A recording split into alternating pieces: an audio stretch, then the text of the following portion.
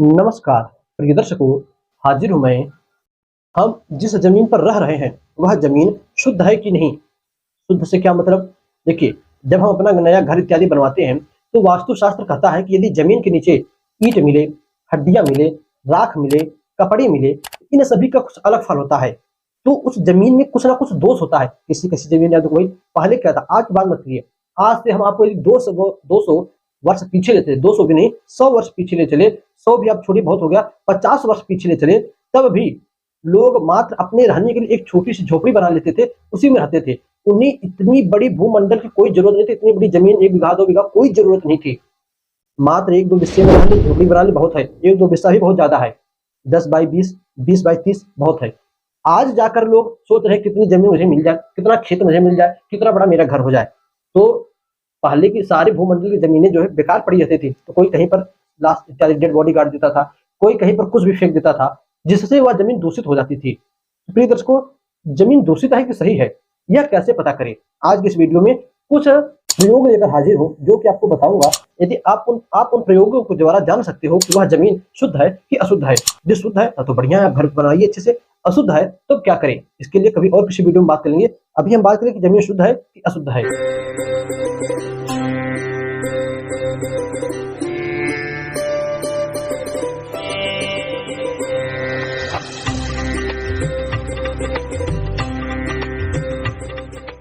तो देखिए, हमारे पास जो हमारा पहला सूत्र है वह है, आपके पास आप अपने स्वयं मिट्टी का जांच कर रहे हो अथवा कोई आपके पास आया तो आप थोड़ी सी वह मिट्टी लीजिए, किसी बाल्टी में उस मिट्टी को डाल दीजिए।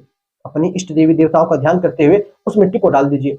उसके बाद उस बाल्टी में पानी भरिए आप। यदि वह पानी दाहिने साइड से घूमे तब मिट्टी बढ़िया है, बाई साइड से घूमे तब मिट्टी गड़बड़ है, यानी अशुभ है। और रुका रहे, एक जगह स्थिर रहे तो वह मिट्टी मध्यम है। इस प्रकार उसका फल जानना चाहिए। शुभ है यानी बढ़िया है तो अच्छा, अशुभ है खराब है तो बेकार, और मध्यम है तो मध्यम वाला फल मिलेगा।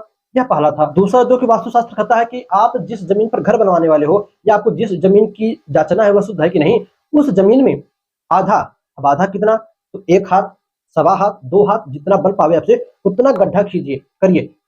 सवा हाथ नीचे तो सवा हाथ लंबा, मतलब जितना नीचे गड्ढा रहेगा उतना ही लंबा चौड़ा भी रहेगा। इस प्रकार गड्ढा कीजिए और गड्ढा करने के बाद उसमें आप पानी भरिए, एकदम फुल पानी भर दीजिए, एकदम लबालब, जितना आपसे बन सके उतना पानी भर दीजिए। उसके बाद कहते हैं शास्त्र कि आप 15 कदम उत्तर दिशा की ओर चलो। 15 कदम अथवा 100 सांस, यानी 1 2 इस प्रकार गिनकर 100 सांस आप उत्तर दिशा की ओर चलो और फिर लौट कर आओ। लौट कर आने पर उस गड्ढे में देखिए कितना पानी बचा है, यानी पूरा पानी उतना ही भरा है जितना आपने भरा है, तब जमीन बहुत बढ़िया है। पानी एकदम गायब हो गया, तब कीचड़ उचड़ हो गया उसमें, तब एकदम बेकार जमीन है। और थोड़ा सा पानी नीचे चला गया है, थोड़ा बहुत बचा है या थोड़ा बहुत पानी दिख रहा है, तब मध्यम हो गया। प्रिय दर्शकों, यह दूसरा था। इस प्रकार से भी आप जमीन जो है शोध सकते हो। अथवा वास्तुशास्त्र कहता है कि आप उस जमीन पर कोई पेड़ इत्यादि लगाओ, 1 वर्ष अनाज बो, फसल उगाओ, फसल बढ़िया उगे तो जमीन अच्छी है। कोई पेड़ पौधा आपने लगाया, पेड़ पौधा उग जाए, फल देने लगे, बहुत बढ़िया जमीन है। अथवा वास्तुशास्त्र तो यहाँ तक भी कहता है कि आप पहले झोपड़ी डालकर, टेंट डालकर कुछ दिनों तक उस जमीन पर रहो। उसके बाद उस जमीन पर रहने से आपको कितना लाभ मिल रहा है, कितनी हानि हो रही है, कितना क्या हो रहा है, यह सब देखने के बाद तब आप उस जमीन पर घर इत्यादि बनवाओ। प्रिय दर्शकों, इस प्रकार से आप मिट्टी सोच सकते हो। और भी बहुत सारे उपाय ज्योतिष शास्त्र में और वास्तुशास्त्र में दिया गया है, किंतु यह मुझे कुछ अच्छे लगे और कुछ प्रयोग में लाने वाले लगे। और तो जो है कुछ बहुत टेढ़ी है, कुछ बहुत अनेक औषधियों को लेकर तब उसका परीक्षण किया गया है। प्रिय दर्शकों, एक और जो सबसे प्रचलित है वह है इष्ट की साधना। बहुत लोग होते हैं जो मिट्टी को देखकर या सूंघकर बता देते हैं कि इसमें क्या दोष है, उनकी इष्ट की साधना रहती है। तो भाई वो तो बात ही अलग हो गई, उसके विषय में जाना ही कहा। जब उसने इष्ट साध लिया है तो अपने इष्ट से चाहे जो कुछ भी बता सकता है, उसके लिए इष्ट पहले साधना पड़ेगा, तब जो है कुछ करना पड़ेगा। तो कुछ प्रयोग थे जो 2-3-4 मैंने आपको बताए। इन प्रयोगों को करके आप अपनी उस जमीन की मिट्टी सही है, गड़बड़ है कि नहीं पता कर सकते हो, अपना जमीन स्वयं से शोध सकते हो। प्रिय दर्शकों, उम्मीद करता हूं आपको इस वीडियो से लाभ मिला होगा, आप समझ चुके होंगे मिट्टी कैसे शोधी जाती है। बस आज के इतना ही।